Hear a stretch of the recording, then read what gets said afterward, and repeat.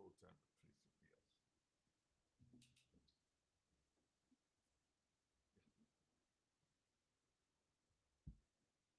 Let us pray.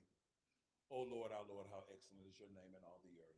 Before the foundations of this world, God, you were God and you alone were God, and we bless your holy name on tonight.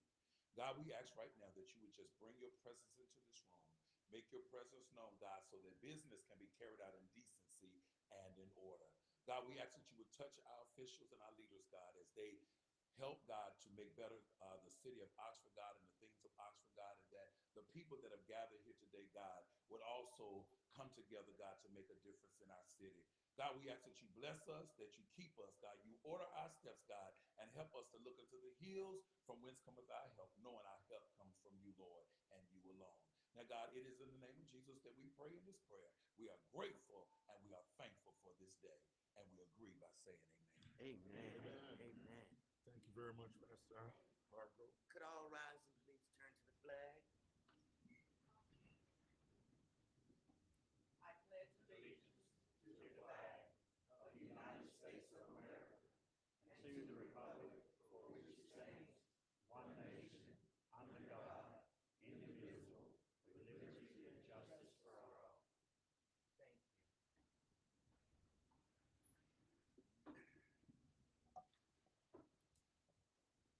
At this time, we will consider adjustment to and approval of tonight's agenda.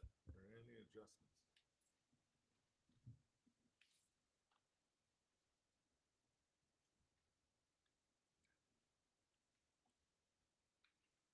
There's no adjustments submitted. Is there a motion? Motion. A second? Second. Any discussion? All in favor? Aye. Any opposed? Motion carries. To provide for the highest standards of behavior and transparency in governance, the Board of Commissioners have approved a code of ethics to establish guidelines for ethical standards for board members and to provide guidance in determining appropriate conduct. Among those, board members shall avoid impropriety in the exercise of their official duties and should conduct the affairs of the board in an open and public manner. If any board member knows of a conflict of interest or appearance of a conflict, please state so at this time.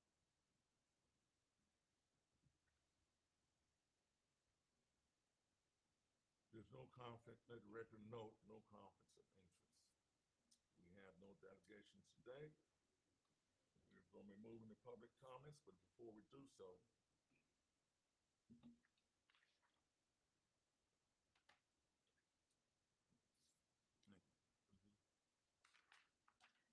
as far as my attention, Commissioner Khan is not here today. He's not feeling well.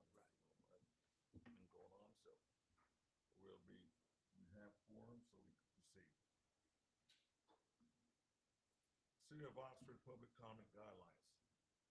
Mayor and the board welcome and encourage citizens to attend city board meetings and to utter comments and to offer comments on matters of concern to them. Citizens are requested to review the following public comments guidelines prior to addressing the board. Citizens are requested to limit their comments to 3 minutes. Comments should be presented in a civil manner and be non-personal in nature, fact-based, and issue-oriented. Except for the public hearing comment period, citizens must speak for themselves during the public comment periods. Citizens may not yield their time to another person. Topics requiring further investigation will be referred to the appropriate city officials, board or committee or agency, and may, if in order, be scheduled for future meeting agenda. Individual personal issues are confidential by law and will not be discussed. Complaints related to specific individuals are to be directed to the city manager. Comments involving matters related to an ongoing police investigative matter and or the court system will not be permitted. Citizens should not expect specific board action, deliberation, and or comment on subject matter brought up during the public comment section unless and until it has been scheduled as a business item on the future meeting agenda. So with that, we move to the public comments section. First person on the list is Mr. Larry Thomas, 207 East Front Street, Oxford. His question about grant wastewater treatment plant construction inspection flood street light. Okay. I just had a couple of questions. Last meeting, you approved a brick grant for stormwater, and on the agenda item, you listed that there was $7,500 administrative cost reimbursement. And I just wondered who that money went to. Was it the city? Was it grant writers? Whoever. I hope that the city will focus in the short term on expanding maintenance of the stormwater system. And I'm curious to know what the anticipated increase in next year will be for stormwater fees. I assume you're going to identify some projects and you're going to have to pay for them, so I assume you're going to have to raise the fees. On wastewater expansion, the question I had was, since water equals wastewater, and the city currently has roughly 4 million gallons a day, 3.5 million MGD at the sewer plant, and as the expansion of Car Lake will go to 4 million MGD for water. But you're going to expand the wastewater plant, so I'm assuming that you're just going to double the size of it. So you're going to be short some water to fill it up. And I just wondered if you could ask to expand the Car Lake Regional Water Plant again, or are you just going to become a customer of the Car Lake Regional Water Plant? And finally, I understand that there was a construction inspector position in this year's budget, and I was wondering if the position had been filled. And if the position has not been filled, I wonder who inspected the Hillsborough Street paving. So, was it done by city staff? Was it done by the consultant engineer, or who? And finally, when will the street lights be installed in College Street? Thank you for your time. Thank you, sir. Next up is Mr. Larry Letterberg, I'm sorry. 101 Warren Avenue. Subject to street pavement of Piedmont Avenue. Thank you, sir. Good evening. Good evening. Here, Piedmont Avenue. I understand you want to put some no parking signs on the street. The street should not even be considered a street. I have some pictures if I can pass them around to you, if you want to look at what I'm saying. It needs to be improved. The street is a hazard. Not people that live on the street. Can you speak to the mic so the public can hear you, sir? Thank you. People that live on the street are not interested in having the people close.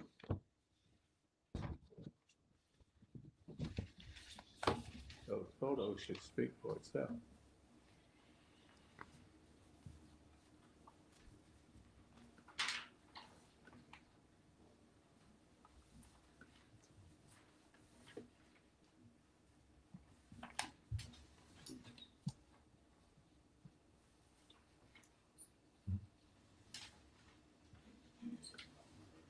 Yes.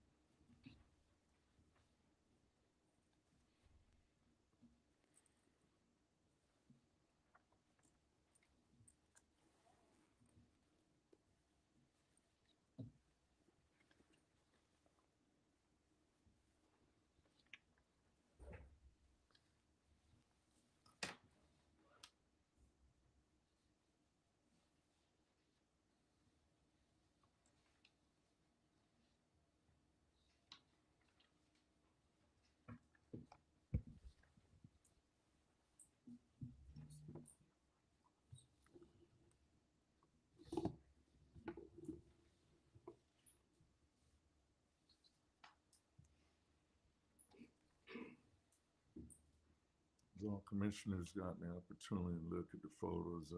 You may resume, sir. Resume. Is that? That's all I have to say. Oh, thank you very much, sir.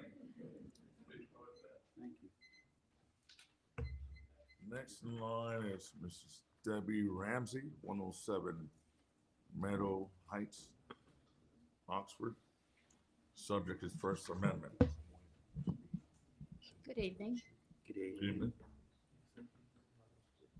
On October 8th, I was speaking during the public comment section regarding the September regular meeting. Oh, and I'd like to reclaim my time from the last meeting if I run over 3. I advised the board that while no conflicts of interest had been reported by commissioners at the beginning of the September meeting, an unnamed commissioner and an unnamed mayor, according to campaign finance records, had received contributions from the building owners of the real estate property under consideration. At the direction of an unnamed commissioner to an unnamed mayor, I was immediately removed from the meeting by the police chief without provocation. Elected officials take an oath to serve and protect the Constitution. They have a duty to ensure transparency. 2 board member attorneys, the city attorney, as well as the rest of the board, remained silent and allowed the unnamed commissioner and the unnamed mayor to have the police chief remove me, infringing on freedom of expression and freedom to petition my government. To add insult to injury, you allowed laughter, discussion, and denials of my statements between the unnamed commissioner and the unnamed mayor and another unnamed commissioner who made light of the charges that I had made. At that time, an unnamed commissioner even admitted he had taken campaign funds. You allowed that unnamed mayor to verbally threaten to remove me again. Tonight, I'm calling for that unnamed commissioner and that unnamed mayor's resignation. Bad actors are a reflection on this board's reputation.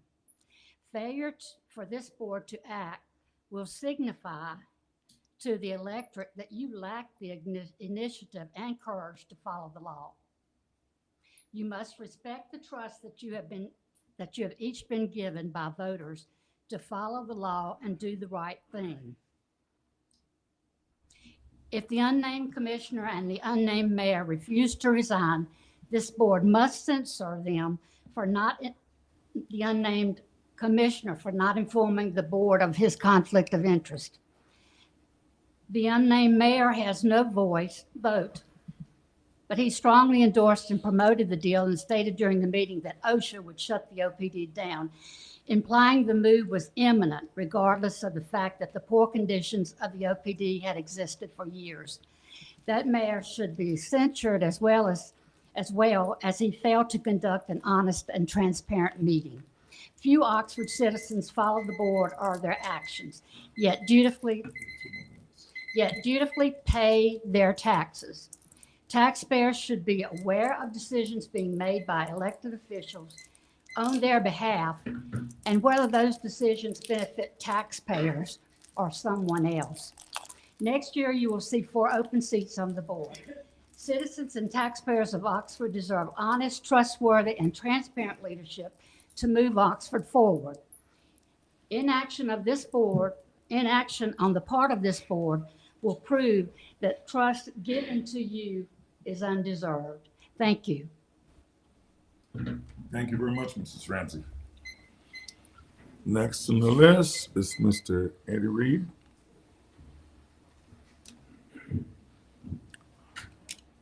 I know it's Lanier Street. Can you please state your address?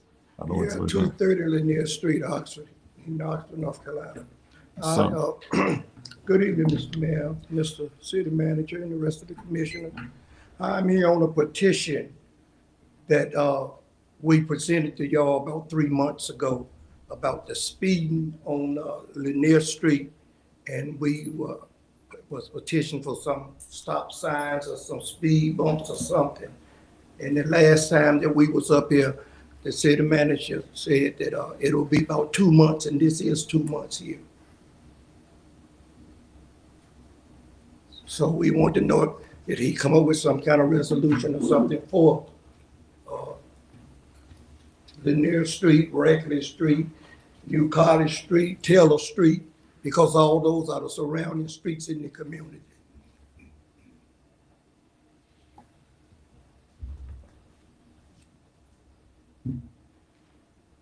I can follow up with him, I don't know the rest of them. I can follow up with him like I do the rest of them. Mr. Reed, we can follow up and hopefully we get back with you in the next couple of days. Okay, I'll say 48 hours. okay. I'll be back with you. Thank you, sir. Next is Anna Hausman from 303 Street, Road Street. And the subject is mobile food vendors. Hello. Before I get started, I would like to request that the 3-minute time limit be waived. I did email and ask to be put on delegation for this meeting and was told I was being put at the end of public comment. And I just want to make sure that I have the appropriate amount of time requested to be shown. Okay. Go ahead. Yes. Thank you. I, just in case my initial email didn't get kind of passed around, I am going to pass around a couple of the things that I'll be referencing. So they're kind of laid out. You can take like a little packet. It's the mobile food vendor ordinance, because I don't expect you to have it memorized or know it right off the top of your head. And then also there's an interpretation of how we could be considering this ordinance. And then there's also, for your reference, a letter from one of our local business owners. And there are more that I can acquire, but for the purposes of today, just in support of what I'm asking for. So I'm going to start it here and then I'll come back. This is a presentation, not a comment. So I do have a couple of extra copies of the email that I sent, which I'm also going to start. And then I do also, because I didn't get to submit anything to put up on the screen, I do have a friend who has a couple of extra copies of things to pass to the audience in case they'd like to reference what I'm speaking about. I wrote an email and I went back and I looked at it. I apologize in advance for the typos. I had sick kids. It was an attempt on my end. But I am asking that I've submitted to the city clerk this email, and in the email I have requested an appeal to the interpretation for mobile food vendors. Specifically, I am the, Ms. Osmond, can I set that in public law? Ms. Osmond actually requested a delegation earlier in the week, yes. and she had consulted me, but apparently we thought it was better to put her at the end at public comments, so you can do some. Yes, we'll let you go on, and Okay. I can't go too long, but Yeah, please I'm make not it trying as to- short or summarize as you can. I don't want to go forever either, which is why I printed out for you guys if you haven't seen it to read it. I did ask for an appeal to the interpretation of the mobile food vendor ordinance, specifically referencing, for anyone who doesn't know, I'm one of the 2 owners of Sanctum Coffee and Wine, which is going into the former Catholic church across the street from here. And I am also co-owner of the Push Cart, which is a hot dog cart. If you've probably driven through the roundabout, you have seen me and my business partner and our tent and a hot dog flag flying. Right now, we are only being allowed to operate on private property. I would like to argue that the mobile vendor ordinance on that second page, I've highlighted the line that I think is being misinterpreted. Sorry, there's lots of pages. I didn't want anyone to be without information. I highlighted the line in question. Right now it says that mobile food vendors are only allowed to operate on private property with explicit signed permission.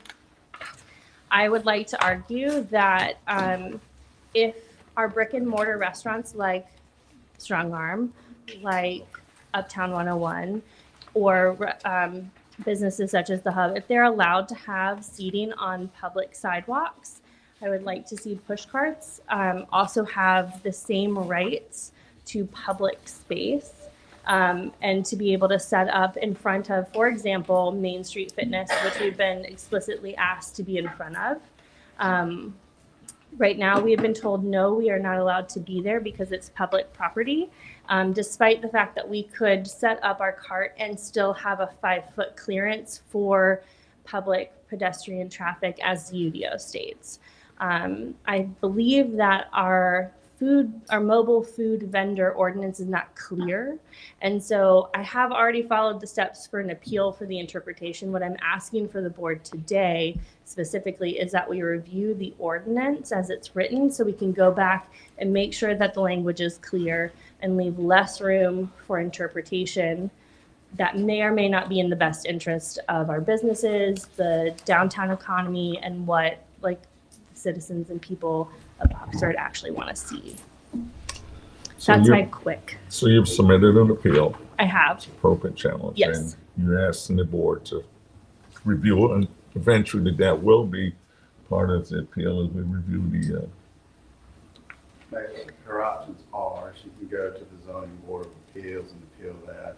If she doesn't want to do that, then the next option would be, we can take this information, staff review it, bring it back to one of your committee meetings, and then y'all can make any adjustments you feel like is necessary.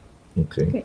So I was told, thank you for that clarification, Mr. Taylor. I was told to submit my appeal to the city clerk, which I have done. And the letter that I've passed around, at least a few, there's not as many copies as the others. That letter served as both my request for an appeal and then also my request to be here for delegation for the board to consider rewriting and revising our ordinance. Do we have a time frame on this? We could try to shoot for the December meeting. I'll have to get with staff and see how we can work that in. But we'll try to do that. I'll get with them tomorrow, next day, and see what we can schedule. Okay, thank you. We'll work with you and we'll Okay. keep you informed as we move along with this.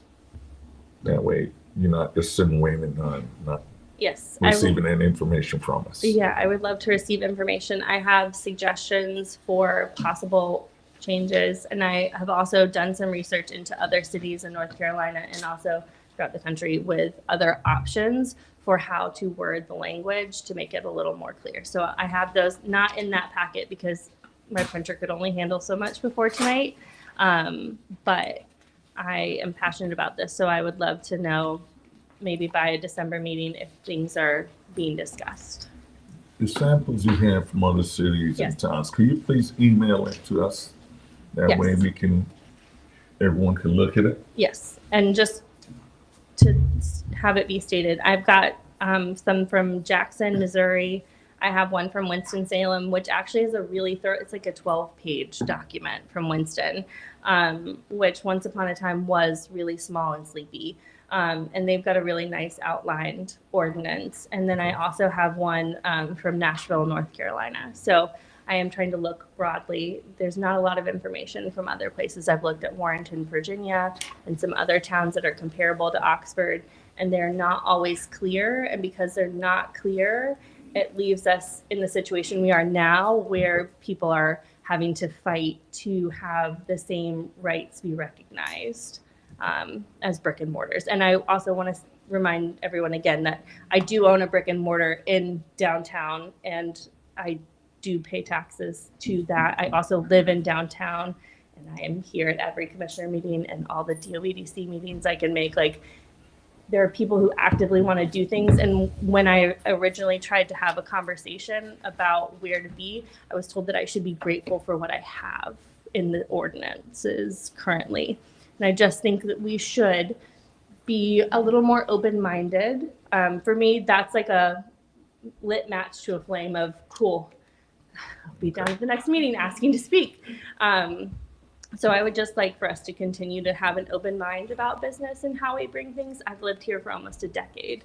I'm not an outsider at this point, although some people would still probably argue I will always be an outsider, but I'm deeply invested in this town, and I'd like to see it be a little more amenable to our business owners in downtown. Thank you. Thank you. I appreciate And it. I must say to you that a lot of our ordinances been around for quite a while, Yes. and we know that we have to review and update as needed. So happen that this one may fall into that category. So we are aware there's a lot of things changing in Yeah. the world and in the city. So And please bear with us for a little time while we work on this. I don't want to see Oxford turn into some big nameless city, and I don't want to see it lose its charm either. I just want to see us be able to invest back in people who are really investing in our community, and I want us to be able to do business a little more freely and have more options for people in downtown to continue to build business. It's a rare day that I'm just out there selling hot dogs just for myself, that I'm not talking about what's coming at the Humble Board. Did you see the bookstore? Did you see what's happening? Oh, what I'm wearing is from C Squared. Like, when we have mobile vendors out there who are invested the way that we are, we're just increasing business. So thank you for your consideration. And you guys should have my email somewhere. And if you don't, I'm happy to give it, because I would happily give other suggestions or feedback. I would just like to see us grow in a positive direction. Thank you very much. Thank you.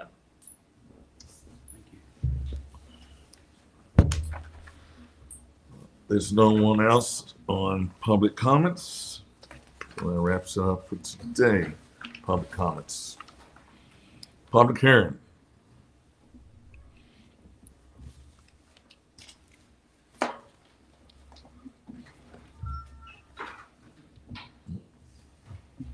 It's a public hearing regarding prohibiting on-street parking on the following streets: Beedman Avenue, Bullock Street, Pine Street, Gregory Place, Sycamore Street beginning at Cedar Street to the dead end, Dogwood Lane.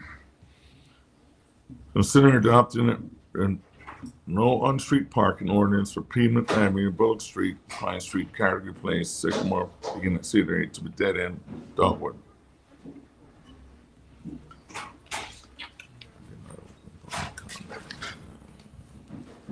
We got the ordinance.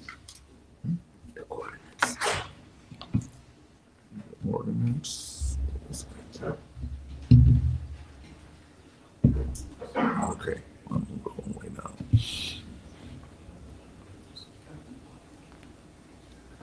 At this time, we'll open public hearing on this subject. Public hearing is open. Mayor, I'm going to ask Ms. Hart to maybe just kind of do a quick review before we have public comment on what the ordinance is about. Okay, please. Thank you, Mrs. Art. So what you have before you is some street images from, on the left, that's Gregory Place, Sycamore Street, Piedmont Street, and Bullock Street. And as you all recall, we had a request to prohibit parking on one of the streets. So the manager took the request and he had us take an inventory of all the streets here. And we received feedback from police department, fire department, engineering department, public works department, and the planning department. And what you have is a recommendation based on primarily safety for the prohibiting on-street parking, and that's again Gregory Place, Sycamore Street, Piedmont Alley, I think that's the correct name, Bullock Street, and it was one other name that was Dogwood Lane that was included. Bullock Street, Pine Street, Pardon me? Pine Street, No, it was not Orange Street, it was Dogwood Lane. Dogwood Lane. Pine. And it was Pine Street, yes, from the bottom portion, which is Cedar Street, which goes to a dead end section. Do you have that image? Those are the two. Yeah, Trey, can you go up and thank you? So those are the streets that are highlighted.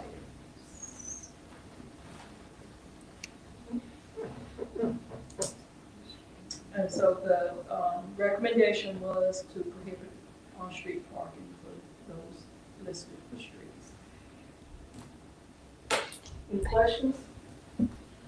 Just so that we can put it in perspective, how wide are these streets? I honestly don't know, but if I had to guess, I would say about maybe 15 feet.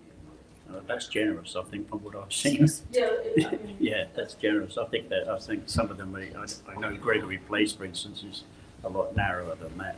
So I just want to give the public a reference, you know, that they are very narrow streets. I did. Does this require that there be no parking on the street, or are we also looking at the option that parking be allowed on one side of the street? The recommendation was no on-street parking.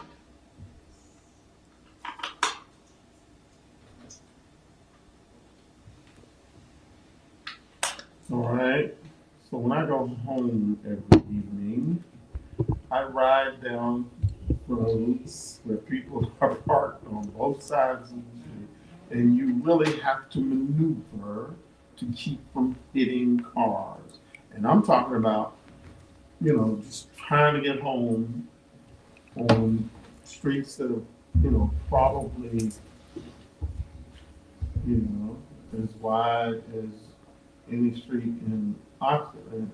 And my concern is, you know, we go down this road of saying no on-street parking on certain streets, you know, where does it stop? Because, you know, there are times when I wish some folks wouldn't park on streets that I have to drive down, you know, that are not super narrow, but if you got a car on both sides, you gotta fit through there, and sometimes you have to wait for a car to come the other way.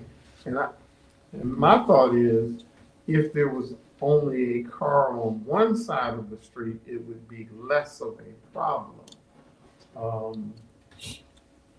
I'm just concerned about too much restrictions on folks that live on these streets, in terms of, you know, them having visitors and or having more than one vehicle. And, you know, I could just see a snowballing effect of the creation of problems.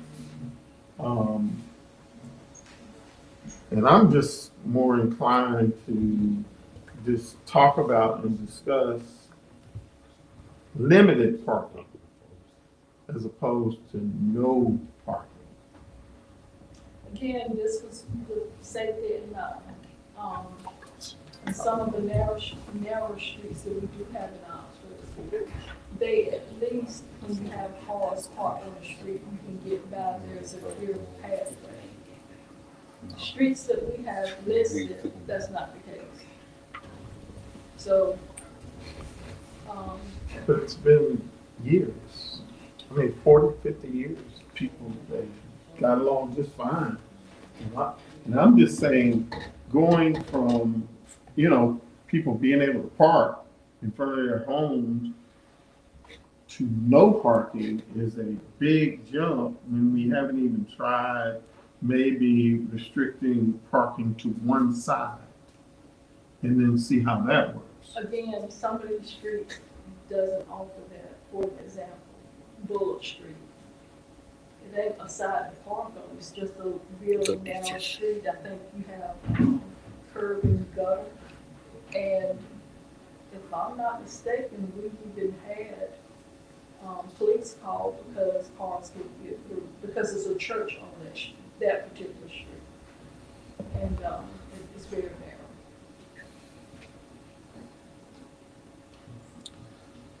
I still stick with what I said. And I think you know, it's not black and white. You know, people for years have been able to park their cars on those streets that we're talking about. And so I'm saying going from folks who live in those neighborhoods to them being able to park to absolutely no parking, I think is too big a move. Because, I don't live on the streets, but I suspect folks who do live on the street, that would be like a shock to their system. It's a shock to their system, but it also could pose as a safety hazard. Do you live on Pleasant Street? Who is it? I said, you live on. Excuse me, when we get to public hearing, sir, Public comment. I mean, public comments for this public hearing, you have all the means of coming up to the mic and addressing the situation. Right now, there's a dialogue between. So are there any other questions before I take my? Yes, Director Hart, two things. One, from my understanding, we're supposed to have been also reviewing streets all throughout the city, correct? When the manager was brought this request, we looked at some other streets, and these were the most problem streets in terms of safety. And what he said was, we'll take a further look into some other streets, but these were the ones that most were safety impacted. Yeah, because I recall a discussion with the fire chief, police chief, and our public works director and yourself about maybe starting to segment certain parts of the city and do it within sections. And I mean, I'm seeing these few streets being addressed, and these few streets over the years has been a topic of discussion over incidents. I have been down those streets, and those properties are very narrow. Homeowners maybe can fit 2 cars in their driveway. And if I'm correct, I think some homes are even sharing a driveway with their neighbor. So I just find that, I definitely don't want to pin nobody up against the wall on just moving forward on no parking, especially when I'm looking at the penalties here ranging anywhere from $50 to $250. A lot of people from this community, being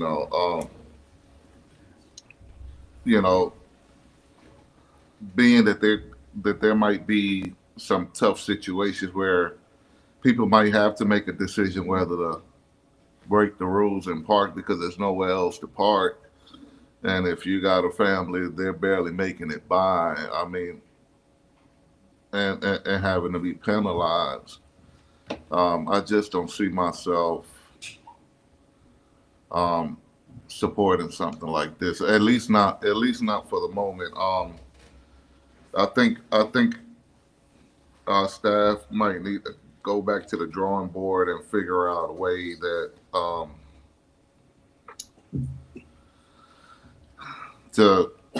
I think the first because I think we jumping over something. I think we need to figure out the parking situation first. What is the issue with the parking, and try to solve a parking situation before we just try to move on no parking. People need to have because if people don't know where they're going to park now, you put up a sign tomorrow with penalties anywhere between $50 to $250. I mean, that's a lot. I mean, you got cities like Raleigh, their parking tickets are like $30 to $35. And I think that the fine is not something that, I think it has to be consistent with all all of the violations for our street parking. Yeah, and I mean, you know, I'm blessed to live on a street where, you know, I can pull into my yard and park into my yard if need be, you know, even though the street is narrow. But some people don't have that there. I guess when the building in that community was done, a lot of it was done to support companies like the Burlington Mill and stuff like that. And so those houses was like clustered into being road houses, and they never thought about, you know, anything about parking during those times, because to these companies, it was just how many workers can we pack in this community? You know, there to be walking distance from our companies. So I just I think we just need to go back to the drawing board to try to come up with a solution on parking with this community, not just the staff, but with the community. Figure out some kind of parking solution, and then when agreements are made on how we're gonna solve this parking, then we can address the no parking. I believe we have, while we're here in this public hearing, I'd like to hear the citizens, from the citizens on that. So what I'm gonna do, I'm gonna start to the right. Anyone on the right, please raise your hand. And just come up, please state your name. My name is Mike, and I'm probably the one who's been affected the most by the parking situation. I've been attacked 3 times by my neighbor because I comment on this and I say that it's not fair. My dad had an emergency situation in 2016 where he had to go to the hospital, and the neighbors had people blocking the driveway. And it's not easy to get out. I've even called 911 to have the police detective's car removed from the driveway so I can get out. The situation is there's been power lines knocked down because big trucks can't get in. There's been water covers broken because the big trucks, heavy trucks coming through have to come in and they hit my wall that's in front of my house. There has been situations where Lloyd Plumbing had their van actually hit one of the retainer, a pillar on the side of my driveway because they couldn't get out. Now, this neighbor has plenty of parking space. He has plenty of parking space, and yet he decides to get up, park a car in front of the driveway, and then get in another car and leave. Do it every day. It's a situation that I have complained about. And for some reason, somebody has influenced the police that it's always been that way, and it has not. Because I grew up in that neighborhood. And the neighbors that I'm talking about did not grow up in that neighborhood. We got along. Everybody knew everybody else, and they tried to help other folks, but not that way. So what I'm saying is, it's not a situation where people are restricted in their parking that's causing the conflict. I've even had people visit my house, and when they stop on my side of the street, this particular neighbor will pull up and park right there to make it difficult for anyone. And if you look at the previous photo, you'll see that it looks like it's parking space on the right-hand side going down. So the main street goes right at the wall that's part of my property. Mr. Snyder, can you bring up the previous photo? Okay, the first photo on the left side. Over on the right is where they park. Over on the left, that's my house, the yellow house, orange, pink, peach house. Over on the left house, on the left side. Now, the way that road is coming past the house there, if somebody stops on my side and they pull up there, people coming in or out believe that my visitors, my guests, are out of place. But is it fair that you can have people park on that side and not on my side? Is that fair? So that's all I'm saying is that it's been abused. And even the fire inspector commented on it. He said that it's an emergency hazard to have somebody park like that. Years ago, it's been about 7-8 years ago, when the daycare was in effect, young man come flying down the street in a white SUV, back and forth.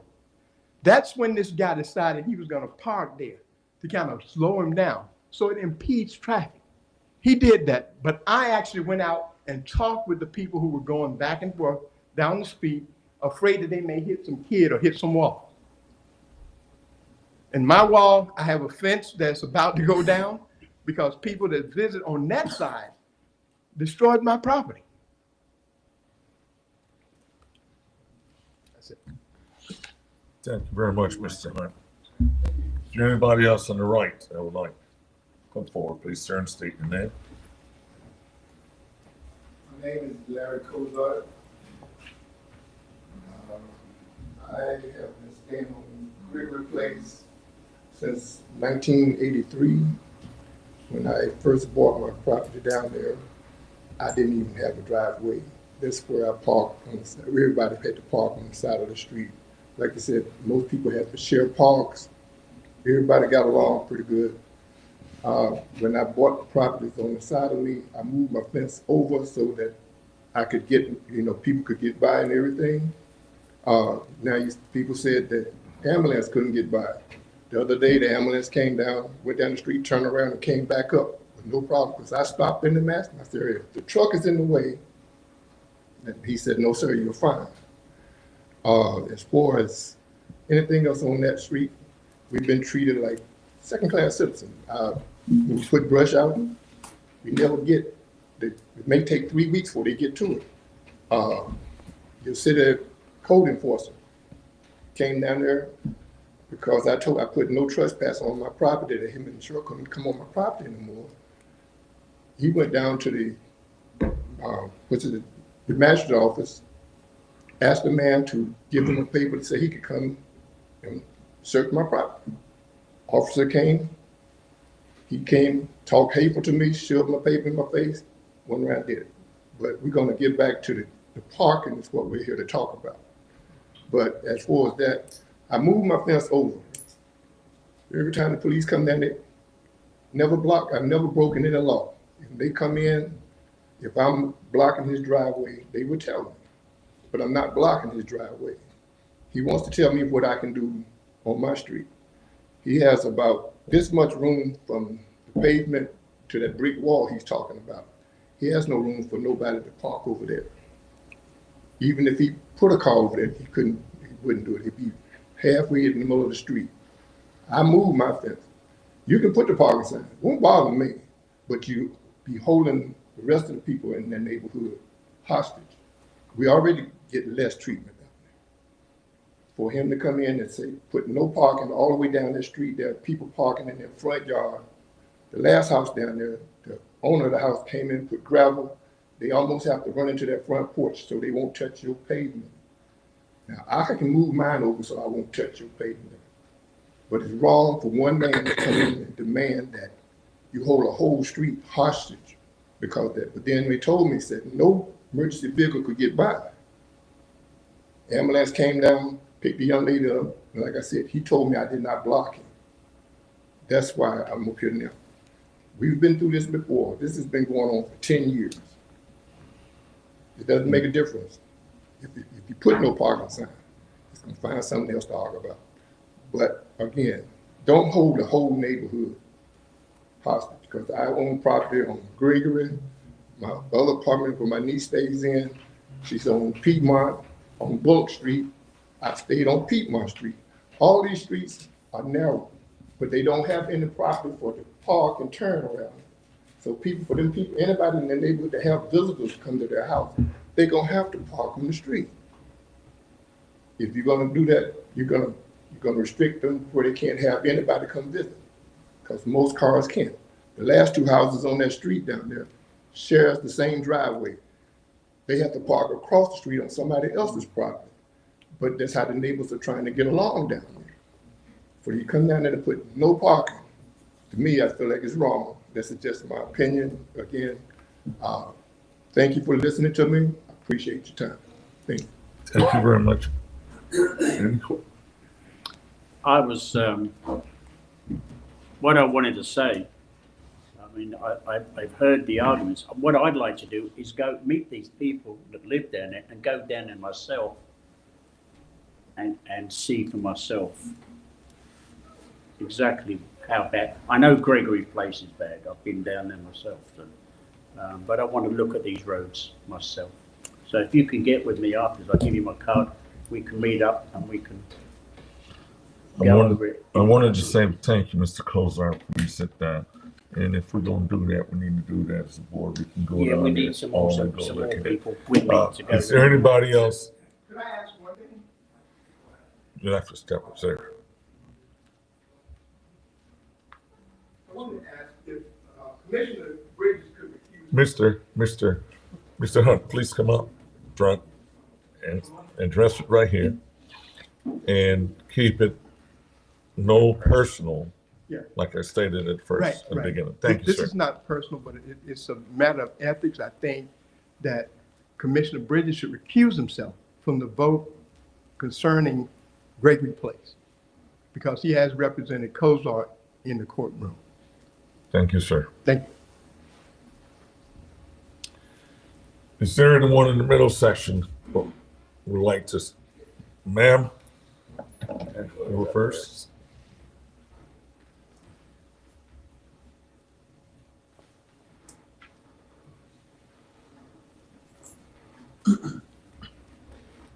Good evening, everyone. If you please state your name, ma'am. My name is Michelle Bumpus, and I'm a minister at Greater Joy Baptist Church, and I'm speaking on behalf of Pastor Ronnie Morton. He asked me to come and speak today. Thank you.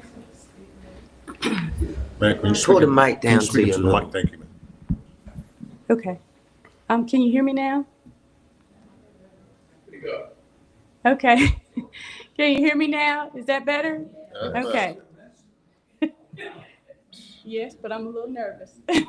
Don't be. What we're requesting is to be able to park just on Sundays from 9 a.m. to 1 p.m. We have members that are unable to walk up the hill, and so they park on that side.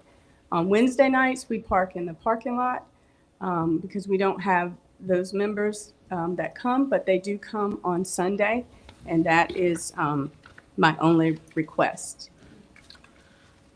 Thank you. Thank you, ma'am. Sir?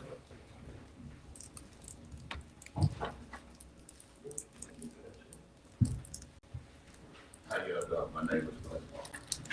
It's what? Your name again? Can you say so? Not that nobody here, we just want to. Okay, my name is Glenn Parker. Can I give you this picture? Yes, sir. I live on, I live on Piedmont Avenue.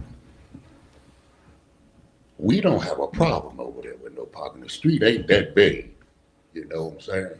It's a narrow street. The picture I just gave the mayor, that's a pothole. And there's water draining in that pothole every day and runs down the street. Now, I bet you nobody on this board live on a one-way street. That's why I asked the young lady, do she live on any one of the streets? You know what I'm saying? But that pothole is our problem. Parking is not the problem. It's that water running down the street because we don't know where it's coming from. So I would appreciate it, so would my neighbor, if you can get the water department to come out there to see what's going on. That's all I got to say. Thank you. Thank you. Thank you very much, sir. Our Public Works Director is on here and he just took note of that.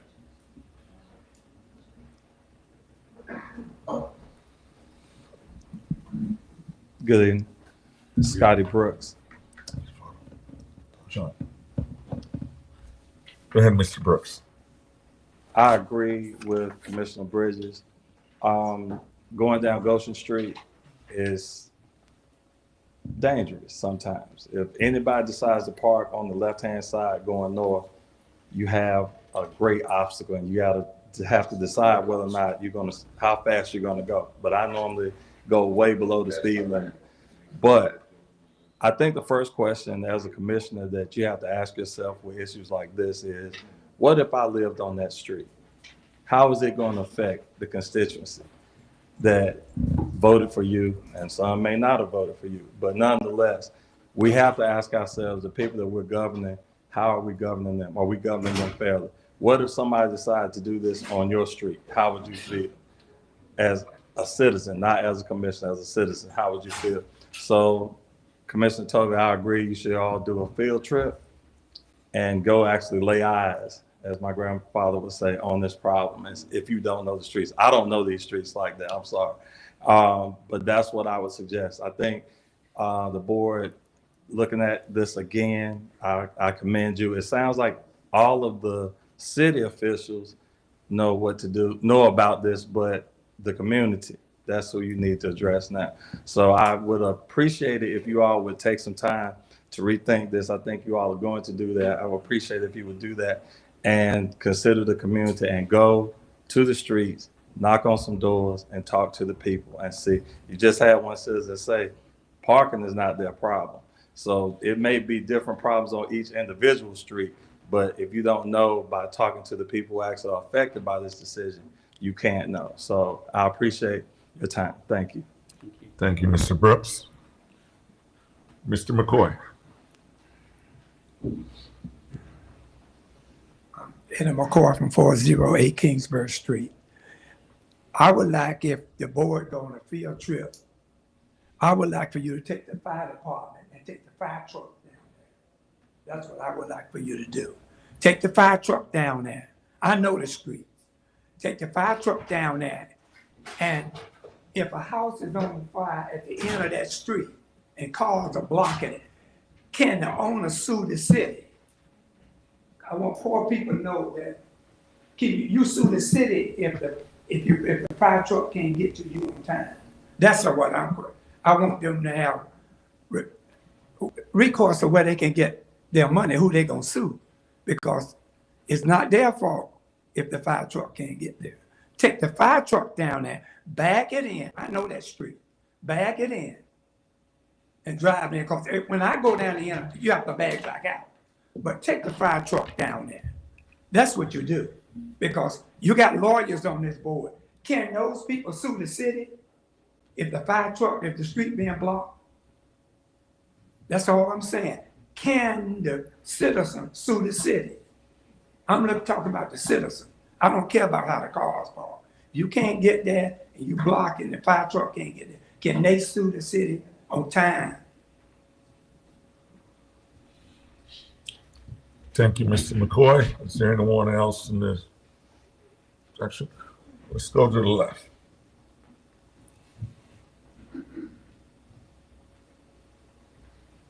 Hello, everyone. My name is Sandra Williams. I stay on Piedmont Avenue. I'm here about the parking signs supposed to be coming up on Piedmont Avenue. If they put parking signs on that road, we will have nowhere to park. We won't have nowhere. We have nowhere to park now. But if they put up parking space, where we gonna have, we ain't gonna have nowhere to park at. Nowhere at all. Barely got a yard. Only 4 residents on the whole street. Just me and 3 other people. That's all on the street. We really have nowhere really to park. But if they put these no parking signs up, and I got a big family anyway, so they ain't gonna have nowhere to visit us at if they put the no parking signs up. That's all I have to say. Thank you. Thank you. Is there anyone else in the left? Anyone else would like to say something?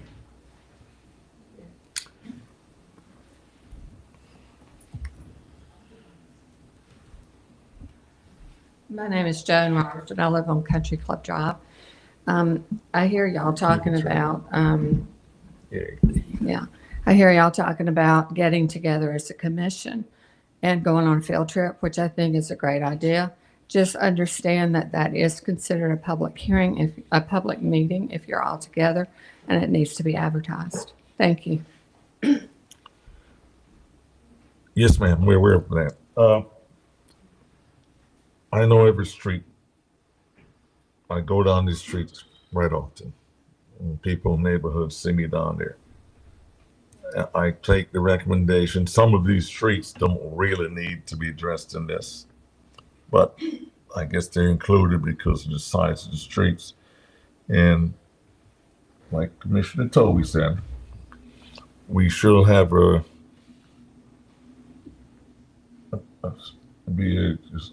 Field trip. field trip as official. It'll be executive meeting on those places. Walk those streets because they're difficult streets to maneuver. And I go in those streets. I go visit people down there, and it's very difficult to get in. It does. Some of those streets are no issues, but some of those streets do present an issue as far as the safety of either getting on of our rescue vehicles or fire trucks in there. And a lot of times I see even the police explorers they have after maneuvering come out of there. So I think that unless somebody's Commissioner Lumpkins. Mayor, I believe somebody turned the right one. Yes, ma'am. Come on. I'm sorry.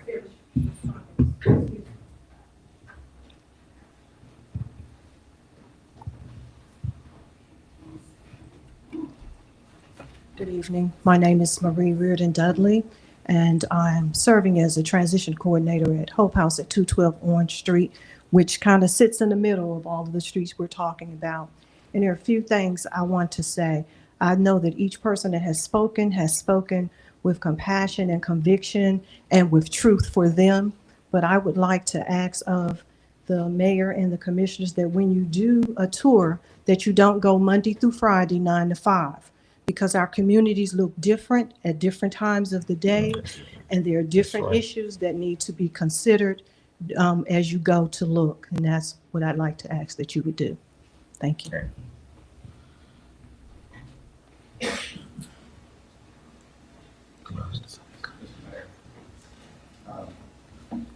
Unless there are others that are wanting to speak on it, if y'all want to debate what you want to do, just close public hearing, and you can, what I would do, my suggestion to you would be after that is read 5.2, and then you can decide to approve it, disapprove it, or table it, and do all the other things you want to do. But procedurally, just kind of move that forward. I'm not saying close it right this second. If anybody wants to speak, certainly let them speak for us. That's a good thing about having this. You get all the perspectives of it. That's why we have it. So. Thank you, City Manager, and that's correct. We all listen to the citizens that live down that street. And again, if you're not familiar with going down these streets, that's why what Commissioner Toby is very right on cue that we need to go down there. And like Mr. Roberts said, it is a public meeting. We need to announce it when we go down there and make it official. But again, it's up to the board. Mr. Toby. Yeah, I when I made that offer, I wasn't thinking of the whole board going down. For my personally, I want to go down there and have a look. And I don't think I can make a decision on this motion until I've actually seen it. And but of course, any other commissioners are more than welcome. But as the lady said, it will constitute a quorum, and then we would have to publicize it if more than 2 people went. Okay, so let's move on to this.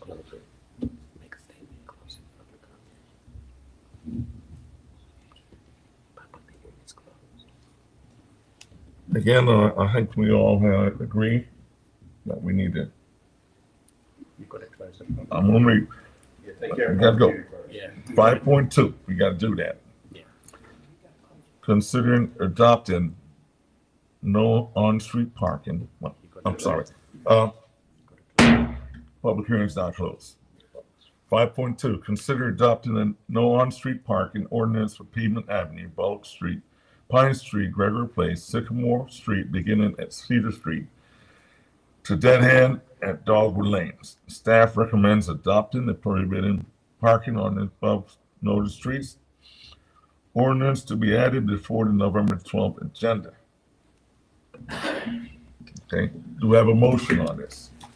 Mayor, I would like to motion that we taper this situation until we can further look into it. And Second. We have a second? Any discussion?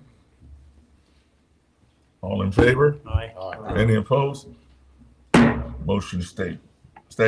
Item is 5.2, public hearing on closing the streets is tabled till the further notice.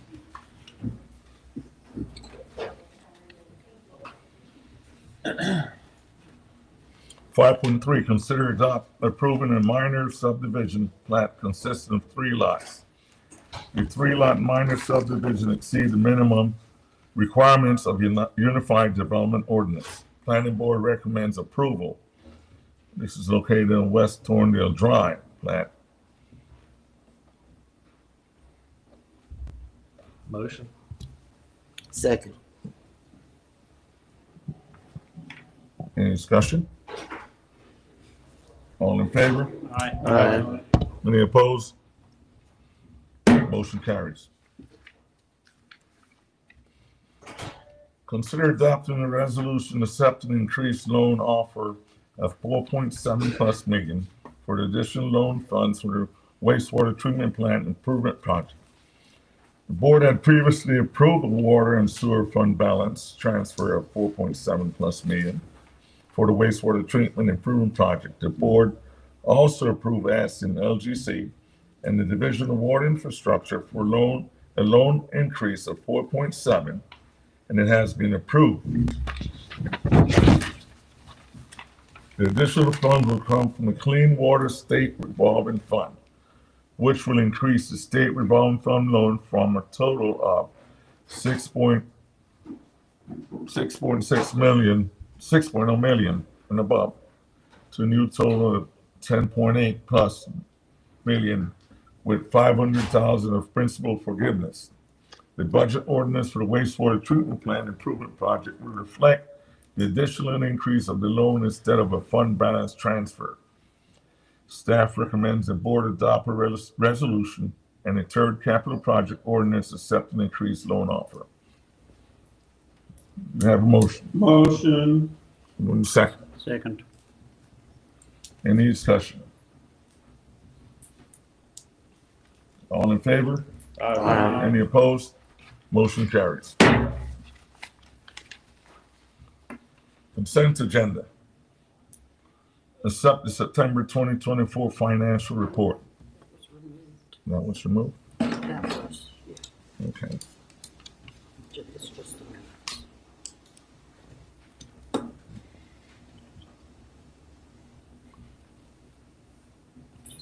Consider something for financial. Okay. That item was removed. Consider accepting the September 2024 financial report and September 30th and October 8th minutes. We have a motion. Motion. Second. Second. Any discussion? All in favor? Aye. Any opposed? Motion carries.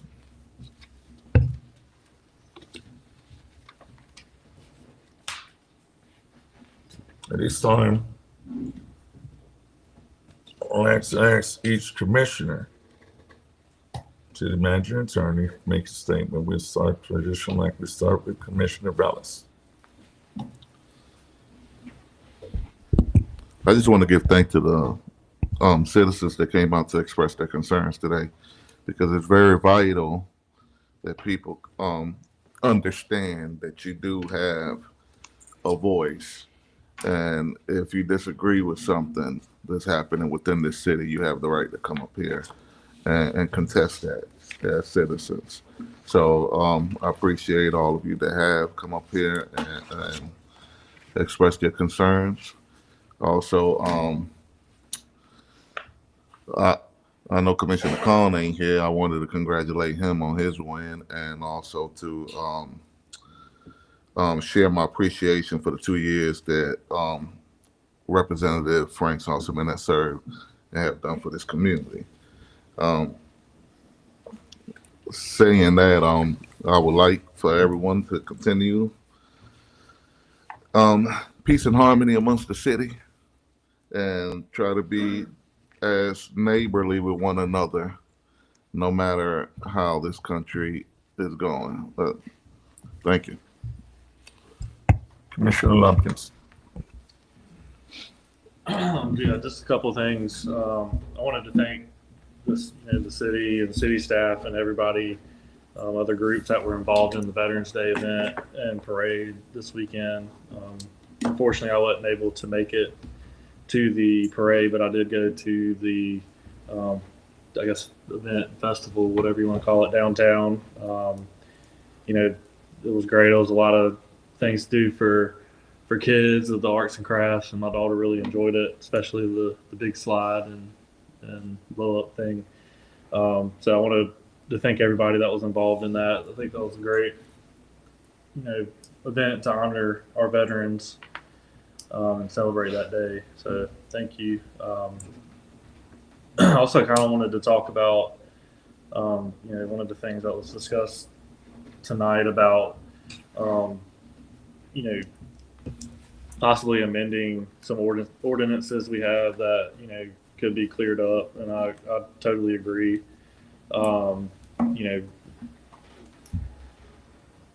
Ordinances are, kind of remind me of statutes where, they can be, ambiguous at times. So, I do commend people that, bring issues to our attention so we can address them. So I don't want anybody to think that Oxford is, not business friendly. So I really, I think we definitely should take a look at those ordinances and see what we can do to further local business in this community. And I think that's all I have. Thank you, Commissioner Lumpkins. Commissioner McCray. Hey, good evening, everyone. Just a few things, I guess a few reiterations, if you will. As always, if you guys have been listening, always at the end of the meeting, I always implore and ask that, first, I thank you for your attendance and coming to the board meetings. It's extremely vital. But also ask that, you bring people along when you come. And it's evidenced by tonight that's exactly what's happening. And I definitely appreciate that. And the reason we do so is because, we hear the concerns. We want to hear the concerns. As we know, this is not a dictatorship. It's not an autocratic government, if you will. It's democratic. And the best way to practice democracy, even at this level, is by hearing everybody's voice. So if there's concerns that you have, I ask, please, sir, please, ma'am, continue to, to bring those issues to our forefront. I have to applaud everyone who got up this evening and voiced their specific concerns. That's what democracy is all about.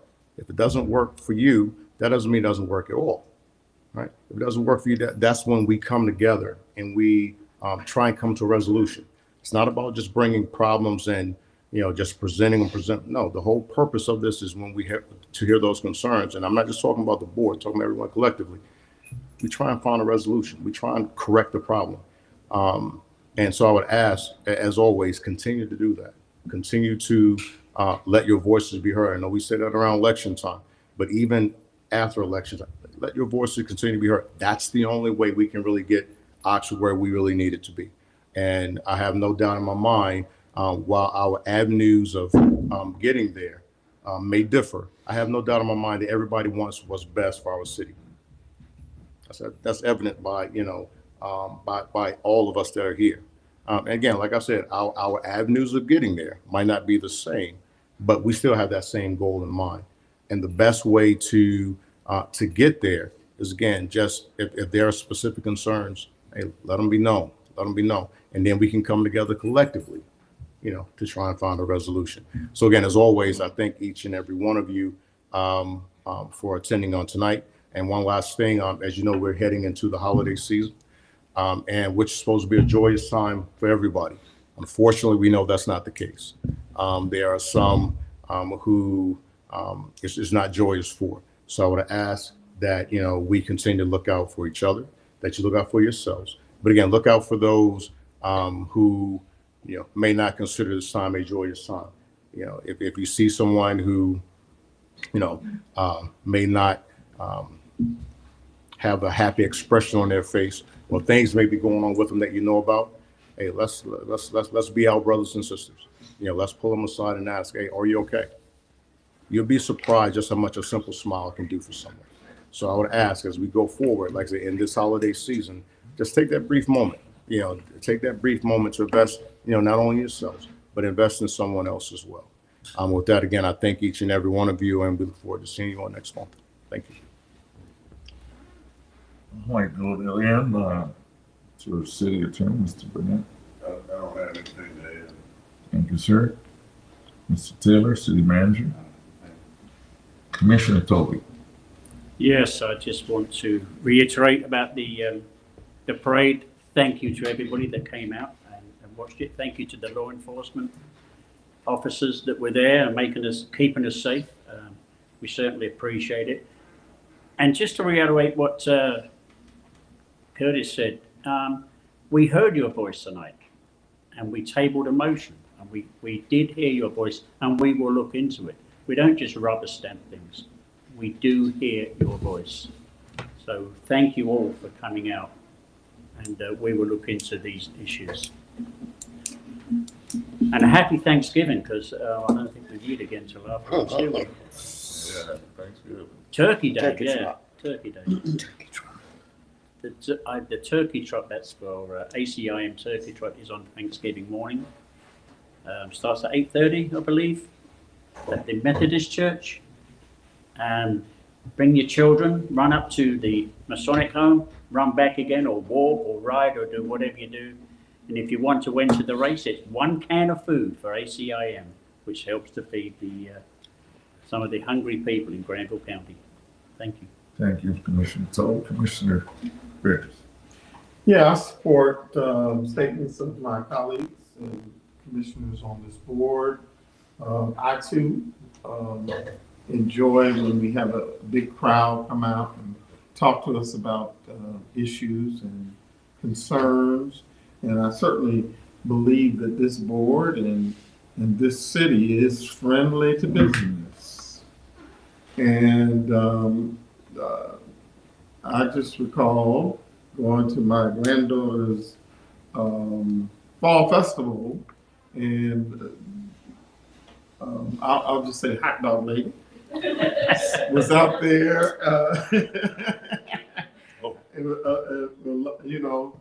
providing hot dogs for the kids out there, and myself, and towards the end had some extra hot dogs, and just giving them out freely. And so I think that those kinds of things are very positive for the city, and we certainly should encourage our businesses. I want to speak briefly about the Veterans Day program. I did get a chance to participate in the parade, and it was kind of fun walking down the street, passing out flags, and seeing the kids being so excited about the parade that was put on. We had some very good bands. Webb had its band out there, and I believe Henderson Collegiate had a band out there. They were dancers, and of course, fire department participated. And so, it was kind of nice seeing the community.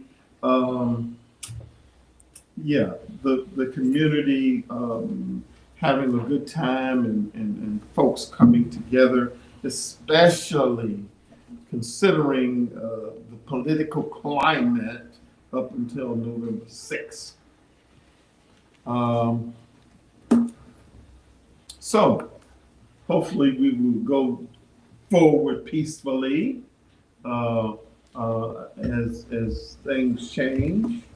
I will say that I enjoyed the Veterans Day program that they had at the Lodge, wherein Mr. Mark Pace spoke and talked about the history of Granville County citizens participating in D-Day. And I did not realize how many local families lost loved ones on D-Day. And there was another gentleman that spoke about the Coast Guard and its participation in wars and participation in protecting our country. So, I mean, I learned a lot just listening to those presentations. And what I will say about the streets, you know, I've been down a lot of those streets because I don't know if y'all remember, I used to campaign a whole lot. When I was running for judge, I walked them streets. And I am disturbed at how Piedmont looks. We need to do something about that street. Aside from parking, that to me is a disgrace in terms of the condition of that road. And if we have streets and roads like that in our city, that's something we need. You know, we got that beautiful roundabout in the middle of downtown. And then I look at the streets in some of our neighborhoods, and we ought to be taking steps to fix them potholes and fix them, you know, torn up streets. And then we have to use common sense, lady and gentlemen, about no parking signs and things that we make decisions on. We can make those streets safe and allow the fire department to get down the street. I think they were doing it when there were two cars parked on each side. So we can make sure that it be safe without being stupid and putting up a lot of signs. Thank you.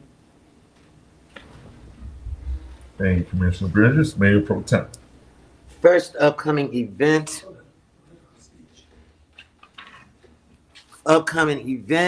December 6th will be the lighting of the green in our Christmas parade. Ditto to a lot that has been said by the commissioners. As far as the Veterans Parade, I hope next year there be December the 4th. It's December the 6th. The celebration and lighting of the greens will start at 4. At 4. 4 p.m. I'm That's sorry. what I wanted. Thank you. Yeah. Again, lighting of the green at 4, parade at 7. In regards to the Veterans Day Parade, being a veteran, I hope next year that there's a lot more advertisement, not only from the city of Oxford, but from the county, advertising what the upcoming event. As a veteran, it was awesome to see those that were there. But as a veteran, the more people that are out saying thank you for your service, the bigger our hearts get. So next year, I hope the advertisement for the upcoming event is widely advertised so that the participation can be widely accepted and people will come out and say thank you.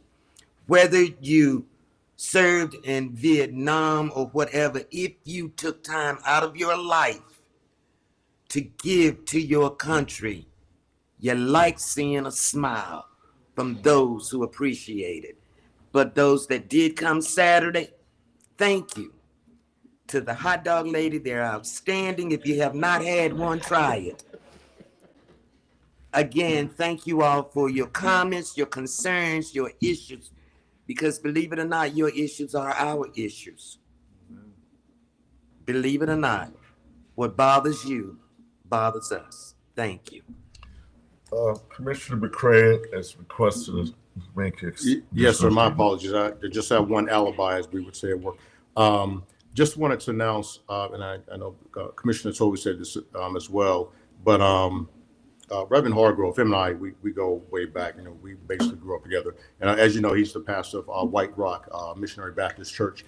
And on this Saturday, on the 16th, they will be having a Thanksgiving meal giveaway at, and the address is 213 MLK Jr. Avenue. I think that's near Bobo's, from 11 a.m. until all the food is gone. So please, ma'am, if you are in the neighborhood, please visit, that Bobo's and get a free meal. Thank you guys so much. Sorry. Thank you. Pastor Hargrove, thank you very much for attending. A couple things I want to mention. Congratulations to Commissioner Khan. But I want to say something. Mr. Frank Sossman, he has worked with us from I got in office December. Every time we requested, he was here. He was all over. And I want to thank him for what he's done for the city and for the county.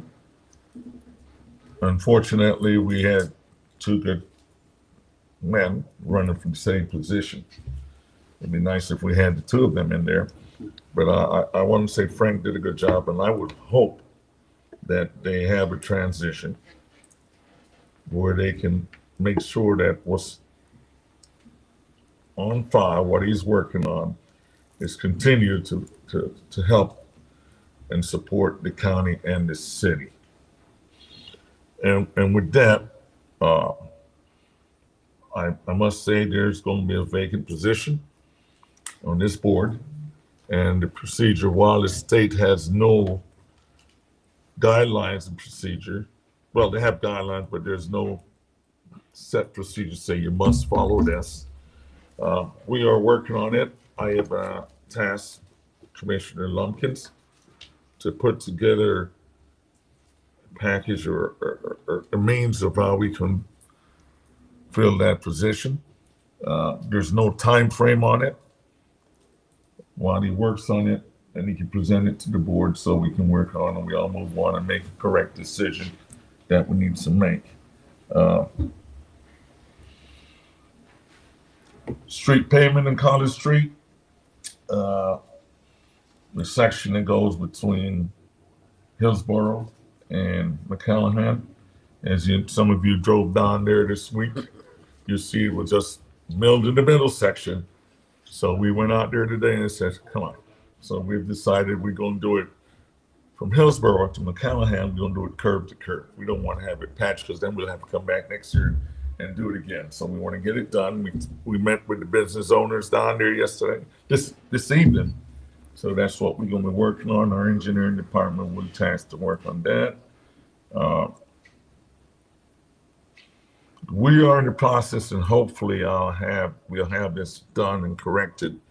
We get a lot of comments and the inputs on the viewers online who say they can't hear us, they can't see the things. So we are working that. I haven't had time. Me and the city manager have been doing a lot of things in different directions, and when we go to things together, we have to take care of meetings. I have a couple proposals how we're gonna get this done, so I'll be meeting with the city manager this week. The hot dogs, I love the hot dogs. I'm not forgetting Lanier Street. We need to take care of that. We promised we'd get that done, and we're looking at. It's just like everybody else on the board said, we talked about the streets, and we need to look at pavement. Like I said, I'm always walking those streets. I walk them. Sometimes my dog, sometimes I just walk them when I'm doing exercise. And here in the city, we're not perfect. We make mistakes. We all make mistakes. But we try to work with each other as a team, and we try to listen. We don't try. We listen to everybody here. There's a lot of good things going on in the city. The same young lady with hot dogs, she's involved with the heart program. There's a lot of things going on in the city. So it's welcoming. And we can take a look down. The mural is being put up in place at Tobacco Woods for the veterans. That's turning out good. There should be a call to come and put your handprints on there. So if you call me, you want to take your kids, if you want to lay your handprints on there, please come out and do so. We have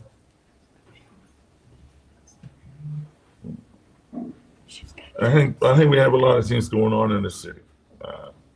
College Street is going to be, we're working on that.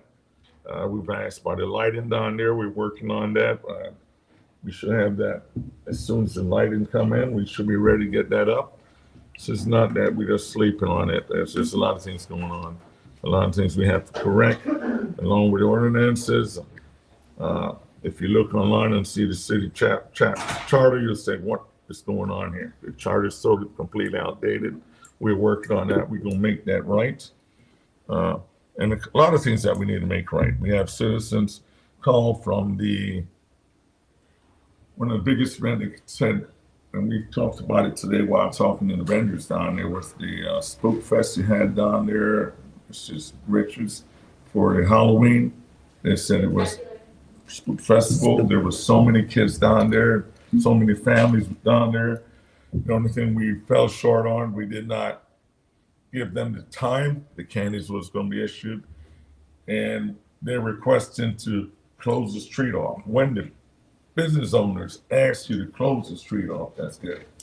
Because normally the business owners say, they ask, why are you doing it? Now they're telling us to do it to make it safe. So I think we had notes, and we had several business owners today, selling a couple of weeks ago, talked about it. So we're going to put a note on that. Veterans Day Festival Parade, I enjoyed that, and we can make it better. And I want to say thank you to all who came out, all the vets. Thank you for all of you that look up to the vets that have done things for this country, and we will continue to do it. So I think with that, I'm done right now. I may have missed one or two things, but I think I had enough. So with that, I have, anybody else want to say something? No. With that, I go to motion to close. Motion to adjourn. Motion to adjourn. Is there a second? Second. All in favor? Aye. Motion carried.